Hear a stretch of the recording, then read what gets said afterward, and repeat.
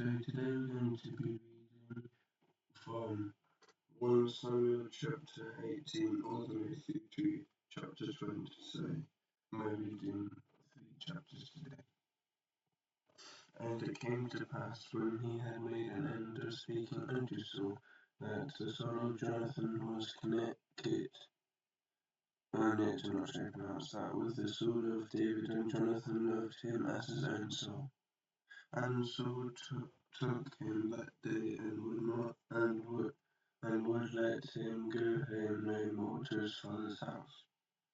Then Jonathan and David made a covenant, because he loved him as his own soul. And Jonathan stripped himself of the robe that was upon him, and gave it to David, and his garments, even to the sword, and to his bow, and to his girdle. I'm not sure what a girdle is, but I think it might be like a belt or something. I'm not too sure. And David went out whithersoever Saul sent him, and behaved himself wisely, and Saul set him over the men of war, and he was accepted in the sight of all the people, and also in the sight of Saul's servants. And it came to pass, as they came, when David was returning from the slaughter of the Philistine, that the woman came out of all the cities of Israel, singing and dancing to meet King Saul with tambourines, with joy, and with instruments of music. And the woman answered one another as they played, and said, Saul hath slain his thousands, and David his 10,000s.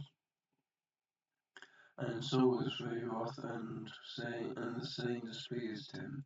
And he said, They have ascribed unto David 10,000s, and to me they have ascribed but thousands. And what can he have more but the kingdom? And so I, David, from that day and forward. And it came to pass on the morrow that the evil spirit from God came upon Saul, and he prophesied in the midst of the house. And David played with his hand as at other times, and there was a javelin in Saul's hand. And Saul cast the javelin, for he said, I will smite David, even to the wall with it. And David escaped out of his presence twice. And Saul was afraid of David, because the Lord was with him, and had departed from Saul. Therefore Saul removed him from him, and made him his captain over 1,000. And he went out and came in before the people. And David behaved himself wisely in all his ways, and the Lord was with him. Therefore when Saul saw that he behaved himself very wisely, he was afraid of him. But all Israel and Judah loved David, because he went out and came in before them. And Saul said to David, Behold, my eldest daughter, Merab, her I will give thee for wife. Only be thou valiant for me, and fight the Lord's battles. For Saul said, Let not mine hand be upon him, but let the hand of the Philistines be upon him. And David said unto Saul, Who am I, and what is my life, or my father's family in Israel, that I should be son-in-law to the king? But it came to pass at the time of Moab, Saul's daughter should have been given to David, that she was given up to Adriel the did I say that? For a wife. And Micah's Saul's daughter loved David, and they told Saul, and the thing pleased him. And Saul said, I will give her to him that she may be a snare unto him, and that the hand of the Philistines may be against him. Therefore Saul said to David, Thou shalt this day be my son-in-law through one of the two. And Saul commanded his servant, saying, Commune with David secretly, and say, Behold, the king hath delighted in thee, and all his servants love thee. Now therefore be the king's son-in-law. And Saul's servant spake those words in the ears of David, and David said, Seemeth it to you a light thing to be a king's son-in-law, saying that I am a poor man and lightly esteemed? And the servants of Saul told him, saying, In this manner spoke David.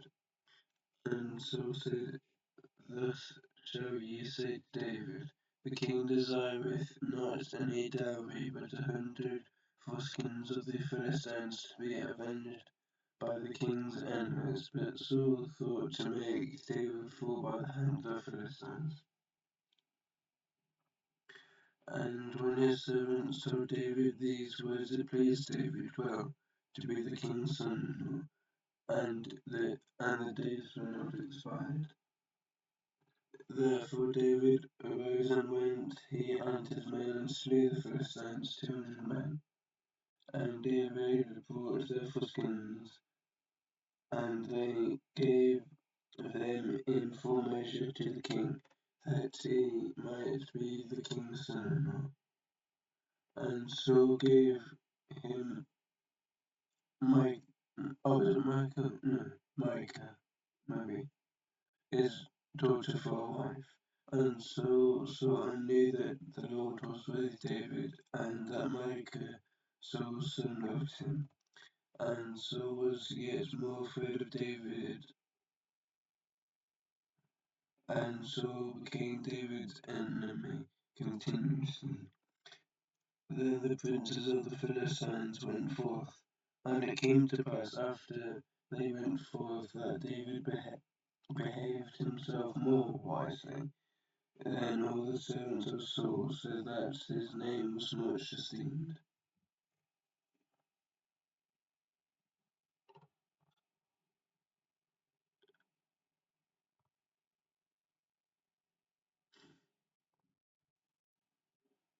Okay, so this is chapter 19.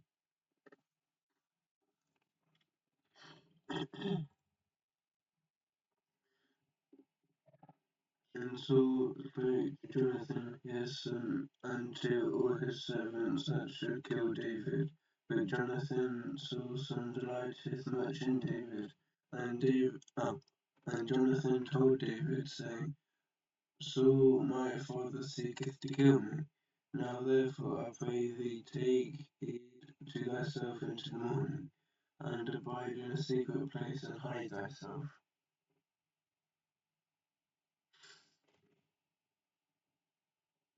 And I will go out and stand beside my father in the field where thou art, and I will commune with my father about thee, and what I see that I will tell thee.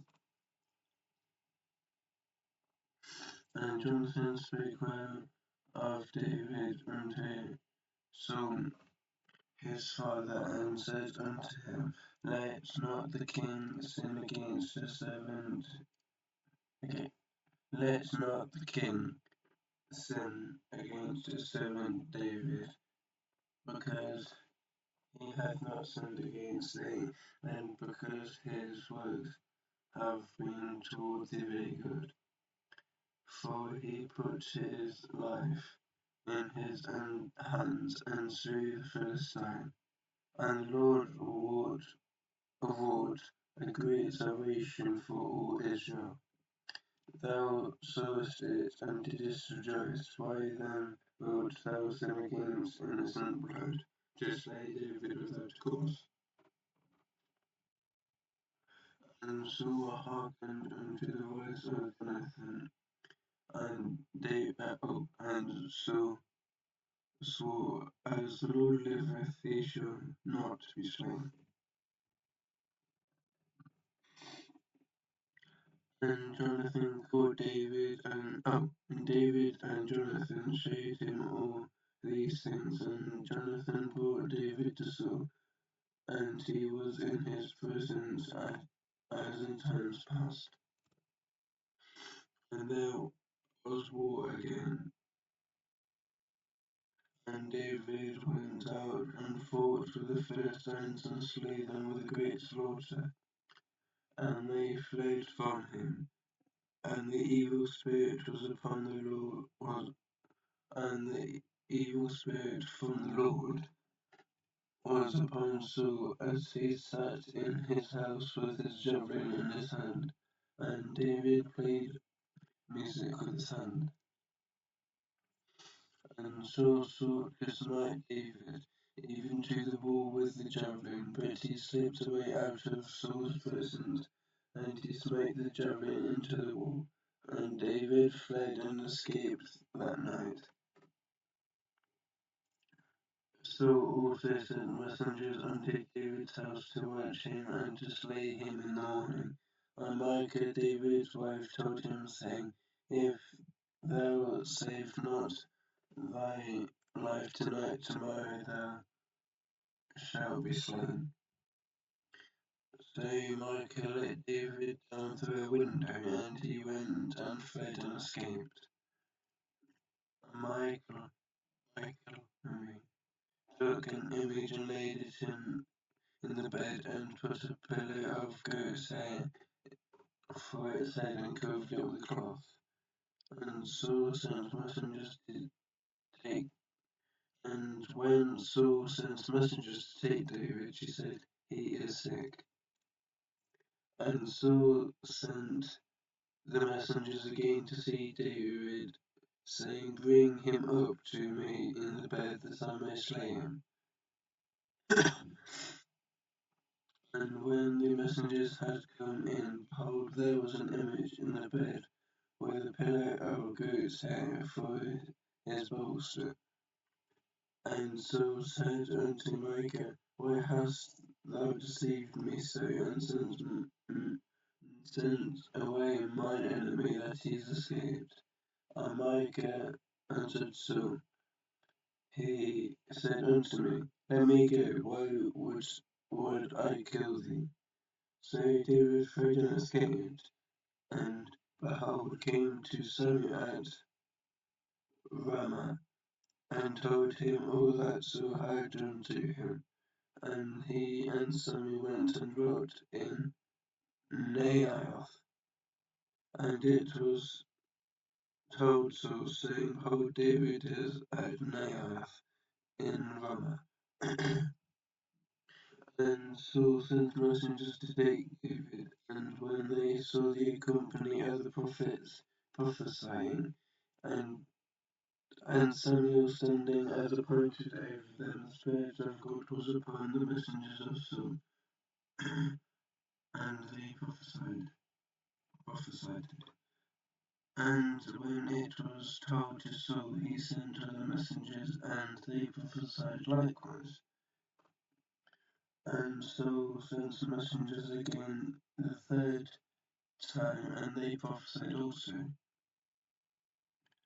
Then went he also to Ramah, and came to a great well that is in Seku.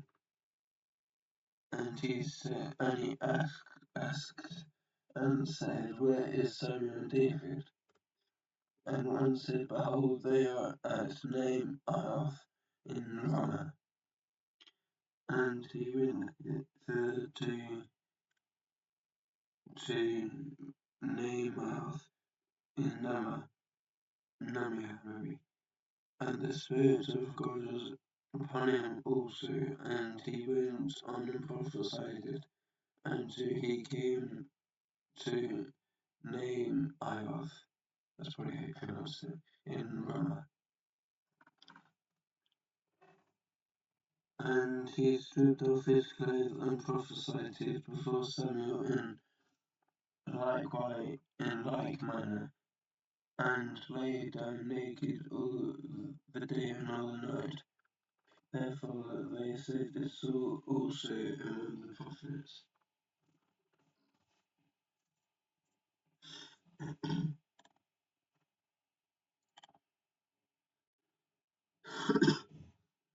Okay, so this is the last chapter that we're going to be reading today, and it's Samuel chapter 20. And David fled from Naioth in Ramah, and came and said before Jonathan, what have I done? What is mine iniquity? And what is my sin before thy father, that he seeketh my life? And he said unto him, God forbid, thou shalt not die. Behold, my father will do nothing either great or small, but that he will show it to me. And why should my father hide this thing from among me? It is not so. And David swore moreover, and said, thy father certainly knoweth that I have found grace in thine eyes. And he said, let not Jonathan know this, lest he be grieved. But truly, as the Lord liveth, and as thy soul liveth, there is but a step between me and death. Then said Jonathan unto David, wheresoever that thou shalt desireth, I will do, I will even do it for thee. And David said unto Jonathan, behold, tomorrow is the new moon, and I shall not fail to sit with the king at meat. But let me go, that I may hide myself in the field until the third day at evening. If thy father at all miss me, then say David earnestly asked leave for me, that he might run to Bethlehem, his city, for there is a yearly sacrifice there for all his family. If he say thus, it is well, thy servant shall have peace, but if he be wroth, then be sure that evil is determined by him. Therefore thou shalt deal kindly with thy servant, for thou hast brought thy servant into a covenant of the Lord with me, notwithstanding, if there be in me iniquity, slay me thyself. For why shouldest thou bring me to thy father? And Jonathan said, far be it from thee, for if I knew certainly that evil was determined by my father to come upon thee, then would not I tell it to thee? Then said David to Jonathan, he shall tell me, oh, what if thy father answer thee roughly? And Jonathan said unto David, come and let us go out into the field. And they went out both from them into the field. And Jonathan said unto David, be the Lord the God of Israel, when I have sounded out my father, about tomorrow any time all the third day, and behold, if thou be good toward David, then I send not unto thee and show it to thee. The Lord do so much more to Jonathan, but if it please my father to do thee evil, then I will show it to thee and send thee away, that thou mayest go in peace, and the Lord will be with thee, as he hath been with my father.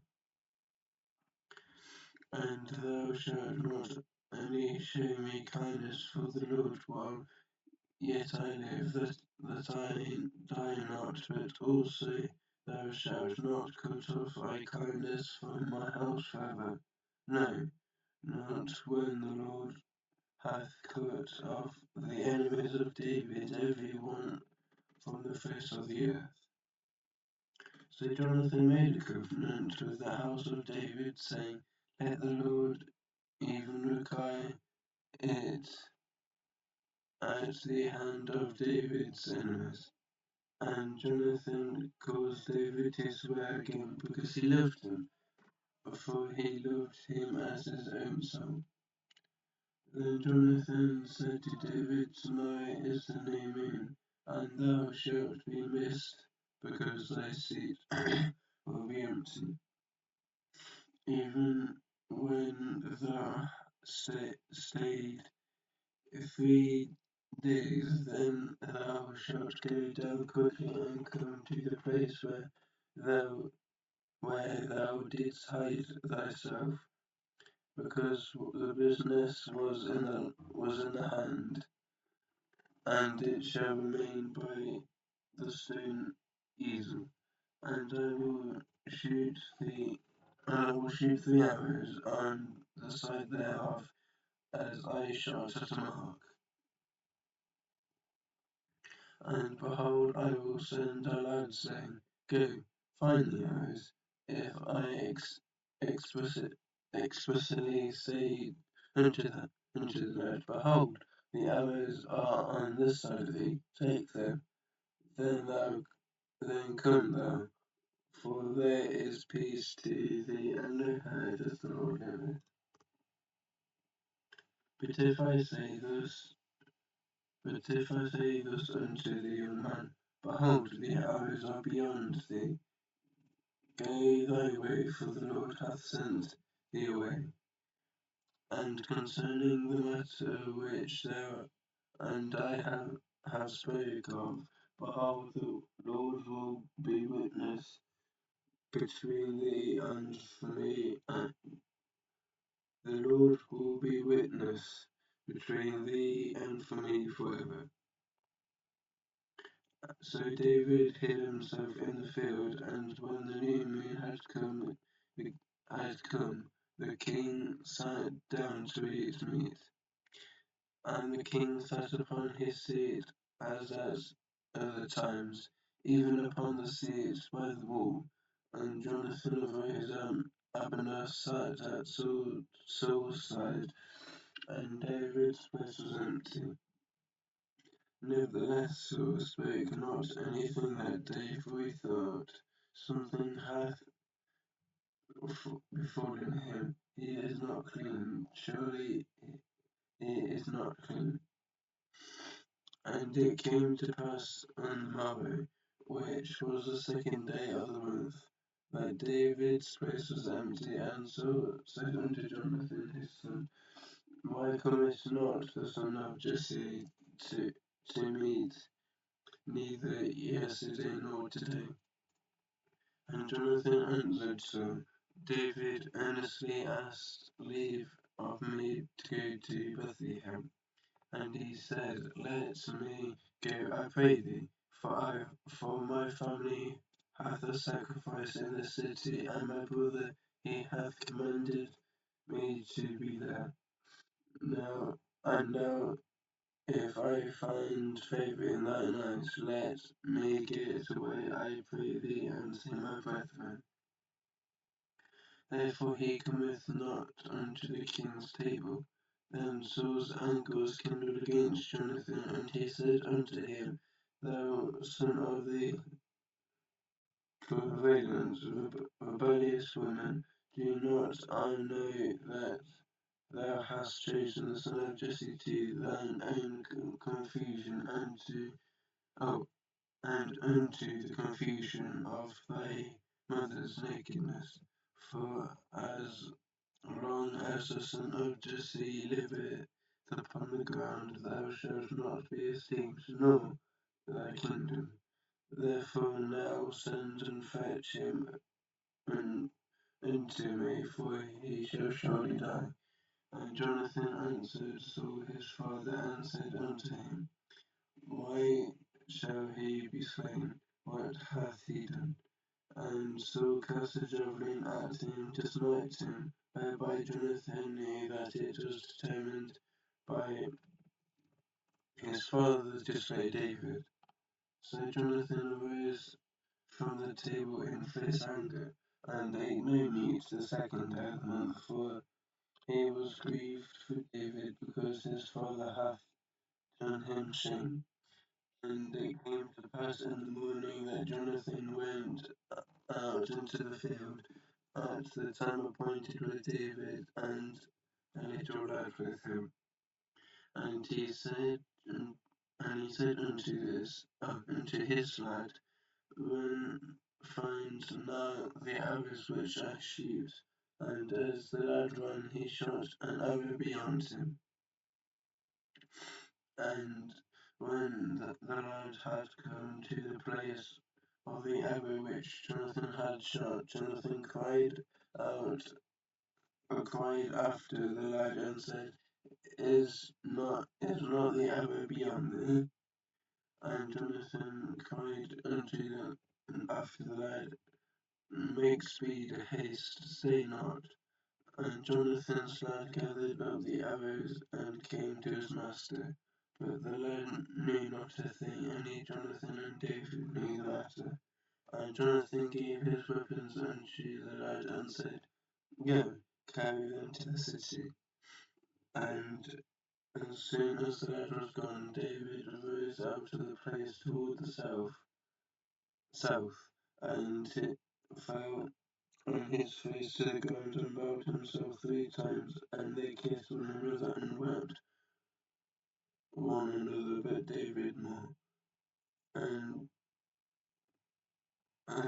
Jonathan said to David, Go in peace, for as much as we have sworn both of us in the name of the Lord, saying, The Lord be between me and thee, and between my seed and thy seed forever. And he arose and departed, and Jonathan went into the city.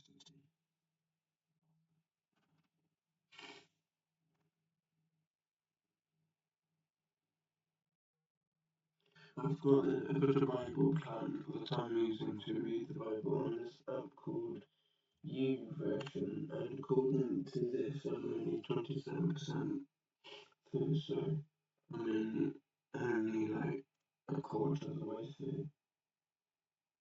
So I guess if we keep going at this rate, I'll probably be done at the end of the year, maybe maybe a little bit after. So for it's got another half a year before I've fully read the Bible from start to finish. But yeah, so 27% of the way through, so that's a decent way through, and I can always read more, like read more, so then I've got get through the Bible quicker.